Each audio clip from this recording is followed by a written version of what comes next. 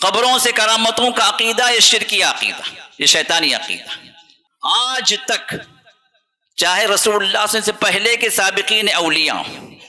یا انبیاء ہوں، اور انبیاء کے بعد کے ان کے اقوام کے اندر،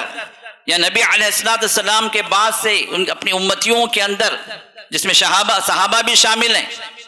تو صحابہ، تابعین، تبع تابعین، فقہاء، ائمہ، صالحین، شہداء، صدیقین، جو لسٹ چلی جا رہی ہے، کسی کے مرنے کے بعد سے آج تک نہ کسی کرامت کا ظہور ہوا نہ ہو سکتا۔ قبروں سے کرامتوں کا عقیدہ یہ شرکی عقیدہ، یہ شیطانی عقیدہ، اور وہاں جو کرامتوں کے نام سے جو کچھ ہو رہا ہے انشاءاللہ آئندہ خطبے میں آپ کے سامنے آئے گا، وہ کیا ہو رہا ہے، کیوں ہو رہا ہے، کیسے ہو رہا ہے۔ لیکن یہ ایمان و عقیدہ ہمارا آپ کا ہونا چاہیے، کسی کے مرنے کے بعد کسی کی قبر سے کوئی کرامت نہ ظاہر ہوئی ہے نہ ہو سکتی، کیونکہ اس بندے کا تعلق اس دنیا سے ختم ہو گئے۔ اگر ہو سکتی تھی کوئی کرامت، ہو سکتی ہے، تو نبی علیہ السلام سے بڑھ کر کسی کی قبر ہے جس دنیا کے اندر؟ بولو، رسول اللہ صلی اللہ علیہ وسلم کی قبر سے بڑھ کر کوئی بلند مقام کسی اور قبر کا ہو سکتا ہے اس سرزمین پر؟ اگر کوئی کرامت ظاہر ہوتی تو رسول اللہ صلی اللہ علیہ وسلم کے انتقال کے بعد ان کی قبر سے برابر ظاہر ہوتی۔ آپ کے بعد اس امت کے اندر سب سے بلند ترین مقام صاحب الغار ابو بکر صدیق رضی اللہ تعالی عنہ، جن کا ذکر اللہ نے قرآن میں کیا ہجرت کے موقع پر، جن کا بلند مرتبہ صحابہ تسلیم کرتے تھے کہ ہم میں سے سب سے زیادہ بلند مقام پر صحابہ کے درمیان میں ابو بکر تھے، ابو بکر کے بعد ہم کہتے تھے عمر، عمر کے بعد ہم کہتے تھے عثمان، یہ مراتب تھے صحابہ کے، پھر اس کے بعد ہم خاموش ہو جاتے تھے۔ ابو بکر اور عثمان نبی علیہ السلام کے ساتھ مدفون ہیں،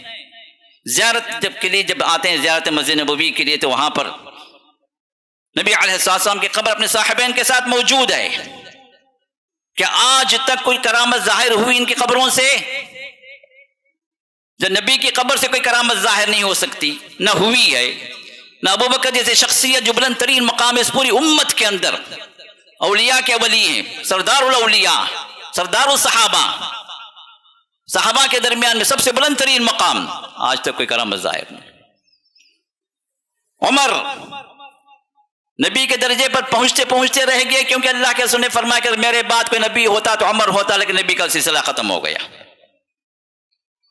ایسی شخصیت سے کرامت ظاہر ہو سکتی تھی، لیکن آج تک نہیں ہوئی، نہ ہوگی۔ کس صحابی کی قبر سے کون سی کرامت ظاہر ہوئی آج تک؟ کبھی سوچا ہم نے؟ نہ کسی نبی کی قبر سے آج تک کوئی کرامت ظاہر ہوئی، نہ کسی صحابی کی قبر سے آج تک کوئی کرامت ظاہر ہوئی۔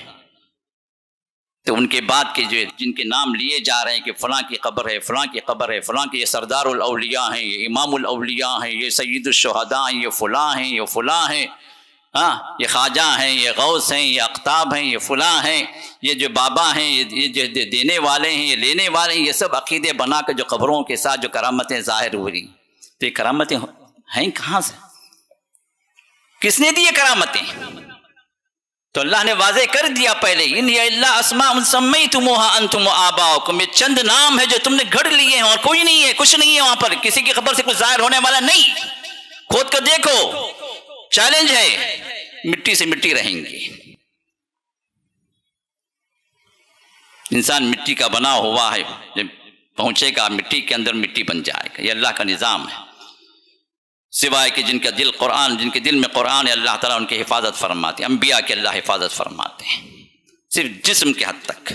لیکن ان کا جو مسئلہ ہے مرنے کے بعد وہ عالم برزخ سے ہے، وہاں پر زندگی ہے، سب کی زندگی ہے،